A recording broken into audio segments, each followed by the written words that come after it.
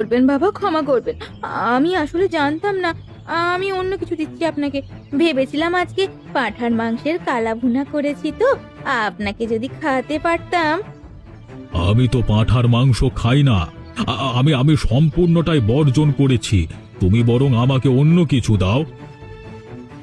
আচ্ছা, একটা কথা বলো তো মা, পাঁঠার মাংস কিনে এনেছো নাকি তোমাদের নিজের পাঁঠা ছিল? না বাবা, নিজের পাঁঠা থাকবে কোত্থেকে? মাংস কিনে আনিনি। আমার স্বামী সকালেই গোটা একটা আস্ত পাঁঠা কিনে এনেছে। যদিও পাঁঠাটা একটু ফোঁড়া ছিল, মানে আর কি ওই পাটা একটু ভাঙা ছিল আর কি। কি বললে তুমি?